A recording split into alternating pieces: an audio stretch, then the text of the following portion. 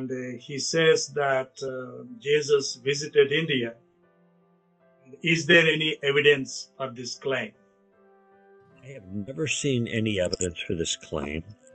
And a couple of thoughts about this claim. First of all, those years aren't missing, because the historical material that we have on Jesus, which is Matthew, Mark, Luke, and John, and that material that was written early by eyewitnesses, by people who were part, or the testimony came from eyewitnesses, people who were part of Jesus' life, simply says that he continued in subjection to his parents and grew in stature, all right, and etc. So we have a statement that covers these years, and the only thing that we get detail of is that after he was born, he goes to Egypt for 2 years for his safety, then comes back to Nazareth, and then he just grows up there. We have some detail about when he's 12 years old, when they go to Jerusalem, and there's the conversation in the temple. And from the time to his 12 to his 30, we have the same kind of thing. He's just growing up as a normal child until he is drawn, he begins his ministry with the announcement of John the Baptist. Okay, so notice, now I want you to think, and your listeners to think about this. So Jesus is born miraculously. He's protected by God. He has a normal childhood, except for this one incident that we learn about. I must be about my Father's business. He's there in the temple. And then the rest of the time it's normal until his ministry begins, and his ministry is announced by John the Baptist. But notice what John the Baptist said. Now, he's a voice crying in the wilderness. The prophecy is in the book of Malachi about him coming. And he says, "Behold the Lamb of God who takes away the sins of the world." Okay, now he's making reference to a Jewish detail of the Jewish law. Okay, and so he's saying that Jesus is fulfilling the detail of the Jewish law. So I just want you to think theologically. There's a continuity of Jesus, then being born, he's a kid, all right, but then he's in the temple, and we see theological insight that surprises even the elders there in the temple. Okay, I think it's pretty safe to assume that it is Jewish theological insight and theological insight into the Jewish scriptures, or they would have run him out of town. They're learning from him because he has insight into that religious system. And then he is announced to begin his ministry with another piece of information that is Jewish theology. Okay, now I know this other story that's circulating.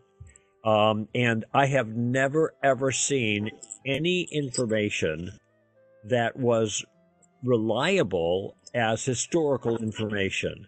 There might be something I read somewhere about Esau, some guy named Esau that came and taught, all right?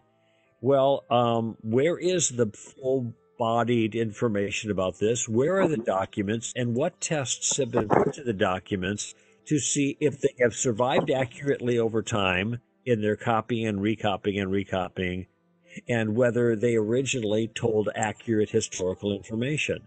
Now, of course, these are the questions that people ask about Matthew, Mark, Luke, and John, all right?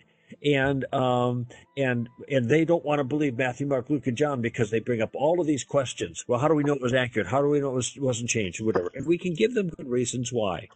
But they don't ask the same questions about some little slip of paper that mentions a guy named Esau.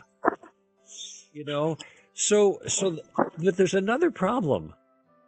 How is Jesus going to get from Jerusalem to India? Yeah. It's a long way to walk. Right. There's no airplanes, there's no cars, there's no buses, Right. donkeys around, but he's poor. How is he going to leave his family's care? Keep in mind, children stayed with their families, and the text itself says that he grew up there. And in fact, later on when he starts his ministry, people are amazed at his insight. And they're saying, where did he get this insight?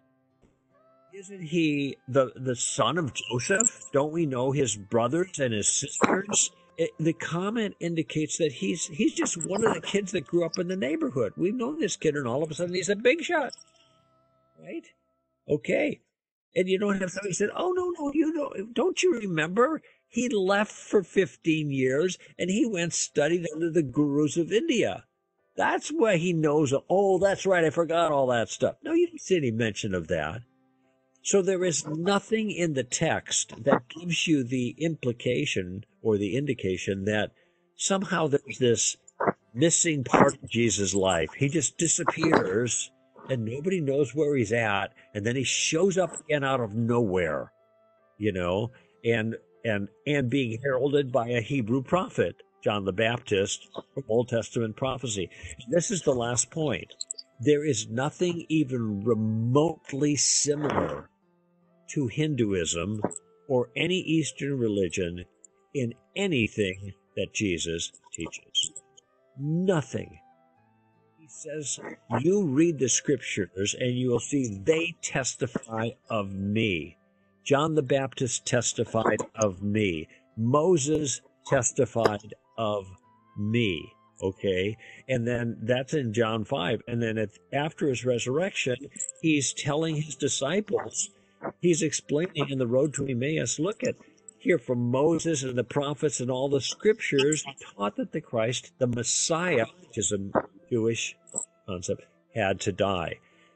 So there is all the time when we see Jesus, he's always looking back to the Old Testament. He's not looking back to the Vedas. He's not talking like a guru. He's not some kind of reincarnation teacher. There is nothing similar to Eastern religion in any of his teaching. And in fact, remember, this is a Jewish boy who's growing up in a very tight Jewish neighborhood who didn't want anything at all to do with Gentiles.